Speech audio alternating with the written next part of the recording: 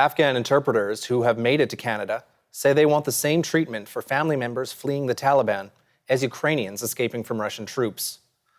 They're accusing Immigration Minister Sean Fraser of breaking a promise to bring their families to Canada starting this year. Afghan interpreters told MPs on a parliamentary committee Monday that none of their families have yet arrived under a special program set up by the federal government. This, despite a promise from Mr. Fraser that some would arrive by this month.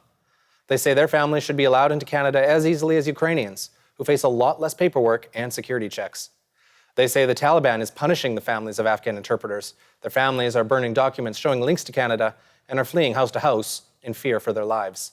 Well, with us to discuss the current situation for the Afghans is Omar Samad, Afghanistan's former ambassador to Canada. Sir, welcome to Forum Daily.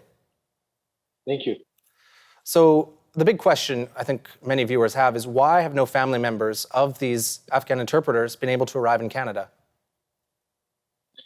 Well, that's a big question, and it's multifaceted, meaning that there may be some reasons in Canada, and there may be some reasons in Afghanistan where the families seem to be stranded.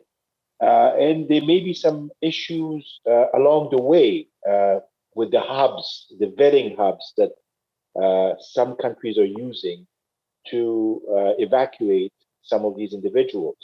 On the Afghan side, I think that you have a choice. Either you play hardball with the Taliban and they make it difficult for people to leave, or in some cases, as we have seen with other countries, you engage with them knowing that this is the purpose and that they need to respond and hopefully positively allow the family members who legally can travel and leave and join their families and their loved ones in Canada to do so. I know the federal government says it set up a special program to bring interpreters' families to Canada. Can you explain that program to our viewers? Well, I'm not in Canada, and so I have followed the story somewhat closely, but I think this is a question you may ask of Canadian officials. They should be able to give you more details. As an ex-Afghan diplomat, I don't have the details of what this special program is, but we do know that this program, the intent is to bring to rejoin families, make sure that they can, and immediate families, we're talking about immediate families, as well as people who have and used to work for the Canadians way back when Canada was in Afghanistan. So this is obviously a program that is designed to do so, and I'm not sure how different it is from the Ukrainian program. Interesting you mentioned the Ukrainian program. This is certainly contrasting the two humanitarian crises quite accurately. But what are some of the reasons that family members in Afghanistan could face more paperwork and security checks than those who are fleeing Ukraine?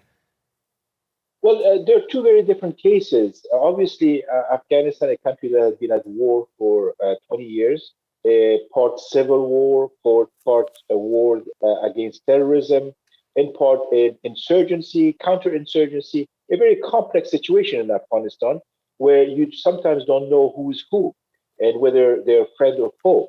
And so obviously anyone getting out of Afghanistan has to, even if you know them, even if they used to work for the US or Canada or a European country or anybody else, you still need to vet and you still need to make sure that they are safe and secure individuals and that they do have a valid reason to leave. So I think that in the Ukraine situation, which is ongoing, things are much more black and white. They're much clearer. You have the two sides. It's a new conflict, and it doesn't seem as complex as the Afghan war that lasted for 20 years. Well, just a quick 15 to 20 seconds left here, but how can viewers engage here in Canada to help get the family members of these Afghan veterans to the country? Well, it's a great question. I think Canadians can engage in so many ways, including getting in touch with their MPs, obviously writing about this, talking about this, and as you're doing, exposing this issue to the media. Well, Well, thank you very much for joining us, sir, on Forum Daily.